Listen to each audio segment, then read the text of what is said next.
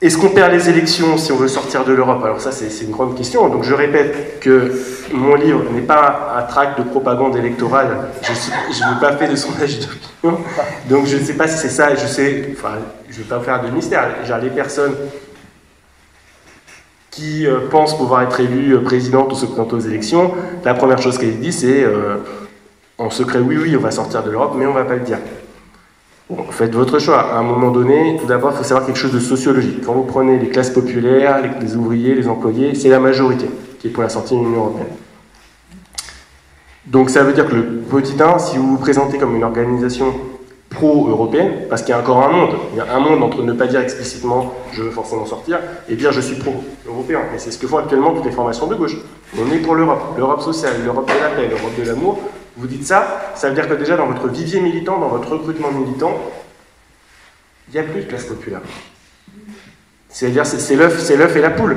C'est-à-dire qu'on a des cadres aujourd'hui, c'est tous Sciences Po Paris, qui sont attachés à l'Europe et donc qui vont tenir un discours pro-européen qui va ramener des gens de leur même milieu. Donc c'est l'homogamie, c'est le même milieu qui se reproduit et enfin, des fois vous pouvez même, c'est malheureux à dire, vous pouvez même le voir sur leur visage en fait, sur leur manière d'être, d'où viennent.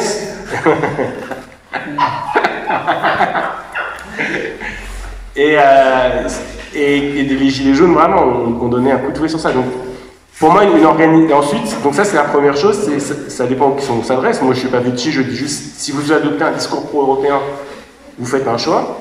Il y a après toute une gamme de possibilités, dont la possibilité consiste à dire j'ai un programme très précis, social, écologique, je le ferai quoi qu'il arrive, j'ai tout préparé, vous pouvez venir consulter les plans. Peut-être même que la peur que ces plans se réalisent va conduire en face à lâcher du lest.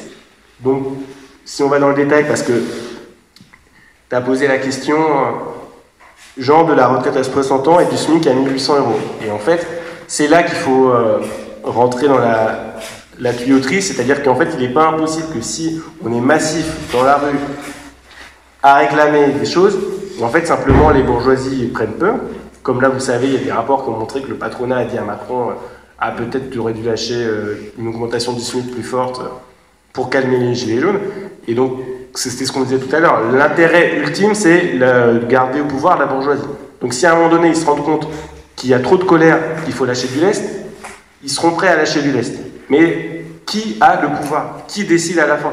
Si nous sommes dépendants de l'Europe ou si nous sommes dépendants des marchés financiers, car je rappelle qu'aujourd'hui, toute politique sociale est financée par les intérêts, par la dette, auprès des marchés, à qui nous remboursons des intérêts. C'est-à-dire que chaque année, il y a 50 milliards du budget de nos impôts qui vont pour rembourser aux marchés financiers ce que nous lui avons emprunté les années d'avant pour financer des politiques sociales. En fait, la dette, c'est un gigantesque système d'arnaque dans lequel chaque dépense sociale, on la paye plusieurs fois. On la paye avec nos impôts la première fois et on la paye aussi après quand on va rembourser auprès des marchés à des taux extravagants. Et ça, retrouver le contrôle sur le budget et retrouver le contrôle sur la monnaie, là encore, c'est une sortie de l'euro. Donc il ne faut pas avoir peur de le dire. Et donc c'est cesser d'alimenter ça. Donc peut-être que si on est nombreux, ils vont nous dire oui, on veut bien vous lâcher quelque chose. Mais nous, il faut qu'on retrouve le pouvoir économique, le pouvoir de décider, économique et politique, le pouvoir de décider de nos politiques.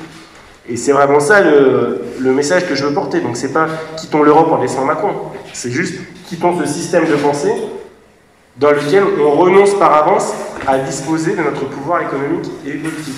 Reprenons ce pouvoir.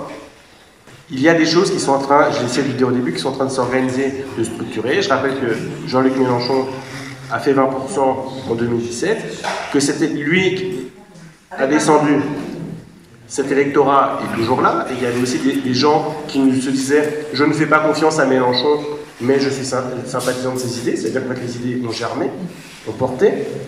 Donc il y a un programme, il y a des leaders, c'est-à-dire que vous pouvez regarder sur les médias, sur la télé, il y a des gens qui savent bien parler, qui sont sur cette ligne-là. Il y a une nouvelle génération qui est prête. Voilà, il y a des noms, il y a François Ruffin, il y a François Boulot, il y en a pas mal d'autres. La question, si vous voulez, qui va se poser, c'est comment ils répondent à la question européenne. Ça fait une des questions qui va déterminer leur sociologie. Ça va déterminer qui est-ce qu'ils vont attirer dans leur rang. Donc qui est-ce qu'ils vont être capables de mettre en avant. Ça, c'est une des grosses questions. Ce n'est pas la seule, il y en a d'autres.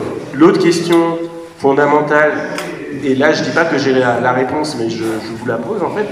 Ces organisations-là, tous ces gens-là qui préparent l'avenir, ils se disent on ne pourra pas l'emporter sans les voix des électeurs de Marine Le Pen. Et donc c'est là qu'il y a cette question, est-ce que, moi je pense que oui, mais c'est une vraie question, est-ce qu'on peut faire émerger quelque chose sans aller chercher dans les 25% de Marine Le Pen? Donc ça veut dire en assumant une orientation humaniste, progressiste, ou est-ce qu'il faut aller essayer de chercher ces électeurs? Et je pense que c'est cette deuxième option, malheureusement, qui risque d'être prise, et que ça va être un désastre complet. Et c'est là que je pense qu'on a aussi un rôle à jouer pour éviter que ça aille par là. C'est-à-dire que si on commence à dire tout sauf Macron, et si on commence à dire finalement c'est pas si grave l'extrême droite, on va se le prendre comme un boomerang en pleine gueule.